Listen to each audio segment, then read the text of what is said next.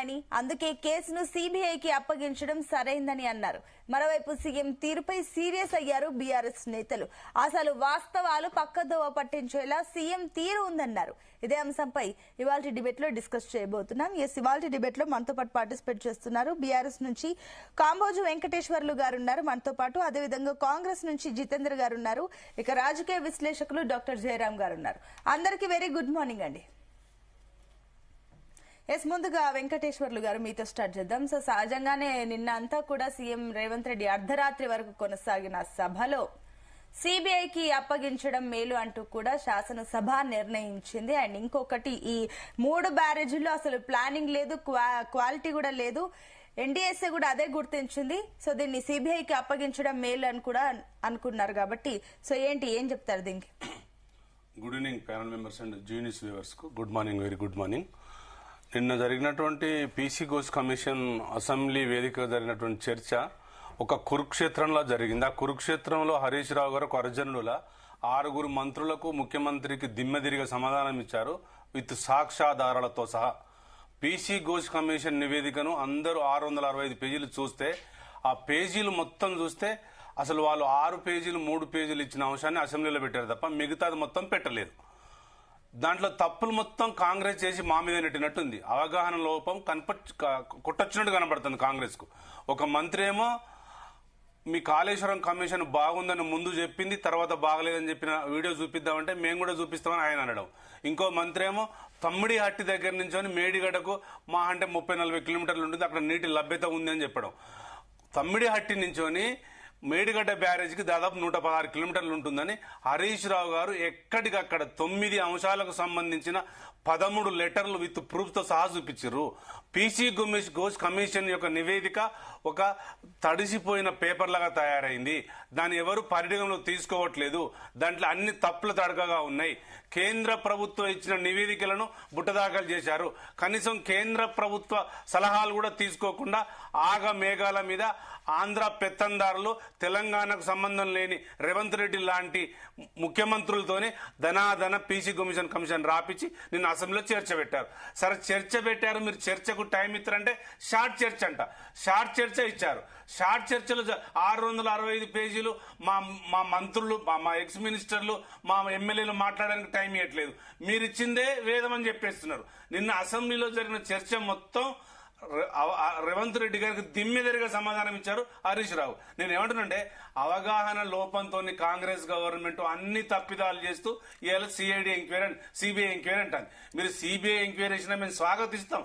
కానీ మీ తప్పులను ఎక్కడికక్కడ విత్ లెటర్లతో సహా కాళేశ్వరం కమిషన్ కు సంబంధించినటువంటి పేజీల అంశాలు ఏ పేజీలో ఏమున్నాయి అన్ని పేజీలు విత్ డీటెయిల్ గా మాట్లాడదామంటే పూర్తి చర్చ ఇవ్వలేదు, టైం ఇవ్వలేదు. ఇంకొకటి ఏంటంటే, పీసీ ఘోష్ కమిషన్ కు ఏ అర్హతతో, ఏ సలహాదారులతో, ఏ కాంగ్రెస్ ముఖ్య నాయకులతో సంబంధాలు ఉన్నాయో తెలియదు. కానీ ఓన్లీ కేసీఆర్ గారిని ఇన్వాల్వ్ చేసి కేసీఆర్ గారే తప్పు చేసిండని చూపిస్తున్నప్పుడు, కేసీఆర్ గారు చేసిన తప్పేంటంటే తెలంగాణ తేవడం ఒక తప్పు, కాళేశ్వరం కట్టడం ఒక తప్పు, తమ్మిడి హట్టి దగ్గర నీటి లభ్యత లేకపోతే మేడిగడ్డల ఇలా వాళ్ళకు సంబంధించినటువంటి ఇంజనీర్లే గవర్నమెంట్ కొత్తగా రావగానే కాగ్ నివేదికను అనుసంధానం చేసుకొని ఒక నివేదిక ఇయ్యమంటే 22 లక్షల ఎకరాలకు నీరిచ్చినట్టు కాంగ్రెస్ లో ఉన్నటువంటి మినిస్టర్లే ఒప్పుకున్నారు. మళ్ళీ కొత్త క్వశ్చన్లు వేస్తున్నారు. నిన్న జూపల్లి కృష్ణారావు గారు ఇచ్చిన క్వశ్చన్ ఏంటంటే అందరు నవ్వుకుంటారు బయట. నేనేమంటున్నానంటే, బీఆర్ఎస్ పార్టీ సిబిఐలకు, సిఐడిలకు భయపడే ప్రసక్తే లేదు. మేము ఎక్కడికక్కడ ఎదుర్కొంటాము, నిలబడతాము, న్యాయ సలహాలు కోరుతాము. రాబోయే తరాలకు ఇట్లాంటి కాళేశ్వరం ప్రాజెక్టే ఫ్యూచర్ భవిష్యత్తు కనబడుతుంది. లేకుంటే తెలంగాణ రైతులకు నీళ్లు వచ్చే పరిస్థితి లేవు. ఇది బనకచెర్లకు సంబంధించిన అంశాన్ని ముందుకు తీసుకొస్తూ దీన్ని ముందు పెడుతూ ఆ బనకచెర్లను కట్టుకోవడం కోసమే రేవంత్ రెడ్డి, చంద్రబాబు ఆడుతున్న నాటకంలోనే ఈ పీసీ ఘోష్ కమిషన్ అసెంబ్లీలో చర్చ తప్ప. మీరు చర్చ పెడితే ఒక 5 రోజులు పెట్టండి, అంశాల వారీగా పెట్టండి, అన్నారం బ్యారేజ్ మీద పెట్టండి, సుందిళ్ల మీద పెట్టండి, ఎన్ని కిలోమీటర్లకు ఎంత అని చెప్పండి, రైతుల అక్వేర్ మీద పెట్టండి, అసలు కరెంట్ ఎంత లభ్యత ఉందని చెప్పండి, కాళేశ్వరం కమిషన్ కు సంబంధించిన ప్రతి అంశానికి చెప్పండి. కానీ అసలు రేవంత్ రెడ్డి గారికి కాళేశ్వరం మీద సబ్జెక్ట్ లేదు. అసలు నదీ జలాలకు, ఈ కీసులకు టీఎంసీలకు ఆయనకు తెలియక తర్జన భర్జన కేరళకు వారిపోయి మళ్ళీ వచ్చి ఏదో ఎంక్వైరీ చేస్తామని చెప్తున్నాడు. నేనేమంటున్నానంటే మీకు ఇప్పటికైనా నిజాయితీ ఉంటే కాంగ్రెస్ కు అదే కాళేశ్వరం కమిషన్ మీద ఇచ్చిన నివేదిక మీద చర్చ పెట్టండి, పూర్వపరాలు మొత్తం తీయండి. ఇప్పుడు అన్ని ఇప్పుడు వ్యాప్కో ఇచ్చిన ఏజెన్సీ ఏముంది, సిడబ్ల్యూసీ ఇచ్చింది ఏంది, జలశక్తి ఏమి ఇచ్చేసింది, అటవీ వనరుల పర్యావరణం ఏమి ఇచ్చింది, అంతర్రాష్ట్ర వ్యవహారాలు ఏమి ఇచ్చింది, అవన్నీ ఒకవేళ గవర్నమెంట్ ఇచ్చినవి కాకపోతే వాటిని మీరు పరిగణనలు తీసుకోవాలి కదా.